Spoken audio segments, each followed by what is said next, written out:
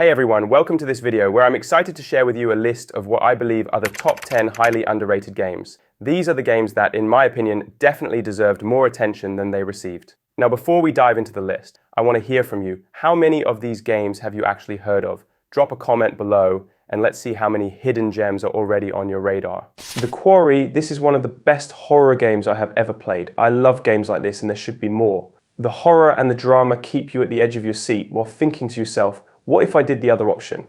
You guessed it, it's a choice-based story game. So instead of being mad at characters in horror movies for making stupid choices, I can be mad at myself for making stupid choices. The first thing you should know about the Quarry is the gameplay, which will make or break the game for you. This is not an action game, but more of an interactive horror drama where you'll spend most of your time walking, making important choices which may significantly affect character development, relationships, the plot overall, and doing QTs from time to time. So if you aren't a fan of this type of gameplay, you're better off skipping this one.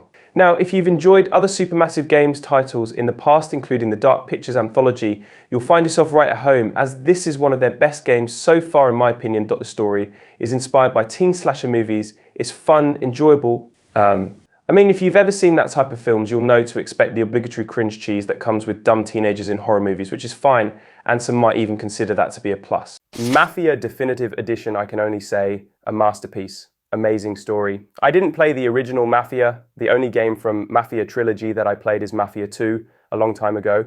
When I saw they made a reboot, I couldn't resist. It is an amazing game. Sure, it has some problems like linear gameplay, which doesn't really give you the possibility of choosing how you want to end the game. It would be nice if the gameplay was more fluid, open world-like, and that you had options. Instead, you must go by the script. Story is what is the best selling point of this game. At least to me, it is well done. The voice actors did a splendid job, and you felt like you were there, like it was real. Combat system is a little clunky, but still nicely done. It has realism. You don't need to spend entire clip by shooting your foe to head to die, one hit in head kill enemy. Driving, many similar games have big problems with driving, and they nailed it. You can feel the car, and it is a little bit harder than in GTA, but it's done more realistic, especially for cars from 1920, 1930 era.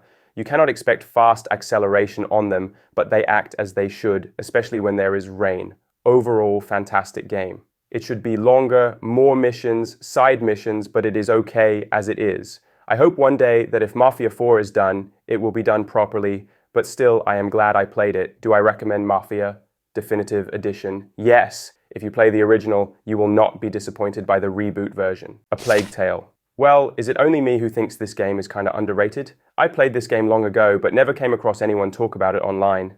Maybe it's only me. Great story and gameplay. Plague Tale is a very interesting game with unique idea for itself. While the gameplay seems to be only an excuse for the actual story, the story itself is very satisfying and it got me curious until almost the end of the whole experience. The gameplay is very similar to other titles in this genre, Life is Strange as an example. Personally, I'm a huge fan of medieval genre, and therefore that one aspect has increased my satisfaction from the title, probably by at least a significant chunk. But despite of that, I classify the game as really good and worthy position to experience. Maybe it's not the absolute masterpiece on its own, and has some mechanics that could be executed better, but it's a very strong position for people that are looking for Black Plague-oriented medieval story with a small dose of supernatural elements. If you're looking for a stealth game with decent story and gameplay that isn't only a filler for it, you shouldn't get disappointed. It's a very decent game in my opinion. Mad Max. Most games based on movies are not good. In fact, most are terrible. This one is actually very good. It is a love letter to Mad Max, and you can tell a lot of passion was put into it. Now, it isn't going to win any awards in dialogue or storytelling, but it also isn't going to put you to sleep. The game mechanics are easy to understand, and the vehicles and the character Max handle with ease. There are lots of upgrades you get along the way for Max and his car, and there are enough things in the wasteland to do to keep you wanting to play more. I never felt like I was grinding or just trying to slog through an objective. The game gave me plenty of freedom to get sidetracked. Fighting on foot is fun, and driving cars and smashing them into people and other cars is great. The visuals are incredible and hold up very well. The sound is also great. All in all, I think this game is great, and I would give it an 8/10. If you like post-apocalyptic things and you like Mad Max, you will like this game. Just don't expect a hardcore survival game. It's more of a fun game that isn't trying to be hyper-realistic. This game is a gem among open-world games. I can't believe it's still so underrated to this day. If you ever get the chance to play it, do so. It's totally worth it. An absolute recommendation for fans of the films post-apocalyptic settings, or open worlds. It captures the atmosphere of the movies very well, has beautiful landscapes, and it's really fun to wreck enemy vehicles on the roads. Titanfall 2. This game is unironically the most underrated FPS game in the current generation. Usually, I am not a fan of the mech genre, but this one was the exception. Great gunplay and movement as a pilot, but even better as a Titan. You literally feel unstoppable, and there's a good selection of Titan loadouts to switch between if you need a change. The story was great as well, and the only thing I can say is, damn, I love you, BT. Just play the game, and you will know why. The game is almost 8 years old. I'm not sure I can say anything that hasn't been said before. The story is short and sweet, and genuinely really good. The multiplayer is the meat of this game, and it's fantastic. Movement is fast and fun. Shooting feels great. I mean, these dudes made Modern Warfare, so piloting a giant robot is sick as hell. I don't know what to tell you. If you play FPSs and you've never tried Titanfall 2, you owe it to yourself to buy this game. Sleeping Dogs. After 46 hours of gameplay and achieving 100% completion, I need to say this game is pure gold.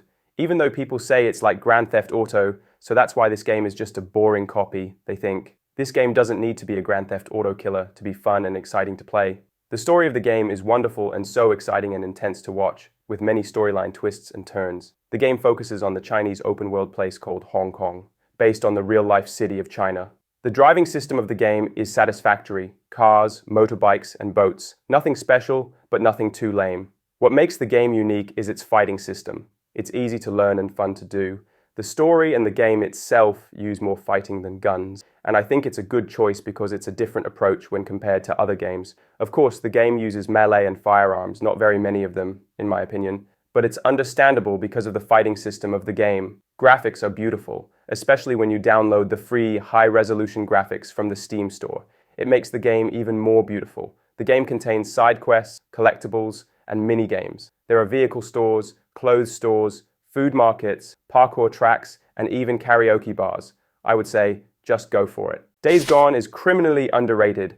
I've played quite a few zombie games in my time, but Days Gone was on a level I couldn't have predicted. I thought it'd be good from the high praise and ratings, but not this good. If you're more into the pick up and shoot without a strong narrative type of game, you may want to stay clear of this one as it's a long game with an amazing story to tell. The story and cast are so well written, I'd even recommend this game to RPG, JRPG players. Aside from 1 or 2 bugs, I've nothing bad to say. The controls feel good, the music score is great, combat is thrilling and varied, the PC port is nearly flawless and runs with the grace of a gazelle. The story is a little slow to start, but it's worth it. It's a long game, so let it set itself. I've never played a zombie game before where my sense of purpose in the world was this grand. I played the game on hard difficulty and it wasn't really tough at all. Hordes are really something else, but I found that even the biggest hordes could be brought down with some basic planning, either entirely through stealth or a full-on frontal assault. Some of the ways I beat certain hordes honestly felt like cheating, like I discovered an exploit. I put off playing this game for a while because I thought it'd be good, but mostly run-of-the-mill. Boy, was I wrong. Best zombie game I've played thus far. Quantum Break. It's an underrated Remedy game in which you mess with time. The game is a blend of in-game and movie cinematics. The live-action cinematics are played by the same actors, and they change slightly based on your choices. The game has a very unique and interesting story. I believe it deserves more recognition. The storyline is captivating, the gameplay is robust, and the graphics are fantastic. Each mission is filled with intricate details and depth. The only downside is the need to download live-action episodes from the internet. Quantum Break is an impressive and enjoyable game, both in terms of gameplay and storyline. Particularly the storyline is well developed by Remedy, with the incorporation of live action elements adding to its allure. However, as the game nears its conclusion, the storyline starts to reveal some plot holes, and the ending may feel somewhat disappointing due to unanswered questions. Nonetheless, overall, it remains a great and worthwhile game to play. Yakuza 0, simply an outstanding experience. Some of the most well-developed characters and a very entertaining story that sometimes seems a tad bit too unlikely though. Combat is okay, most of the time it's not a challenge at all. And if there is a challenge, you always can use weapons and tons of drinks to boost your health. The game jumps back and forth depending on the story chapters between playing 2 characters, Kazuma Kiryu and Goro Majima. When you are in control of a character in the city worlds of Kamurocho or Sotenbori, you are usually free to either head towards a pink marker on the map indicating main story progress, or to wander around the city and do random side activities ranging from random NPC sub-stories to playing minigames like karaoke or dancing in the disco. Proceeding with main story quests usually leads to long, voice-acted cutscenes where the story unfolds and has you usually enter combat to deal with a plethora of grunts, thugs, and Yakuza officials. The story has you play as Kiryu or Majima and you don't switch between the characters at will, at least until you complete the main story.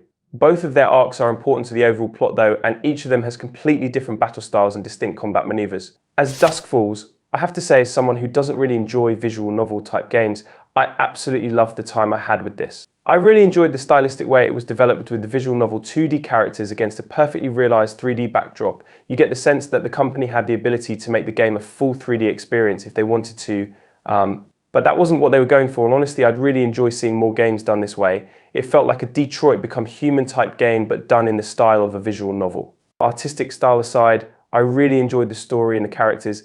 Each character felt fully developed and very complex, which helped when making the many choices that you're presented with for our lead characters. The story was captivating. I really liked the jumps back and forth through time, a really great way to deliver the story. I really hope we get a book 3 someday. Bravo Interior Night. Well everyone, that was all for this video. Goodbye.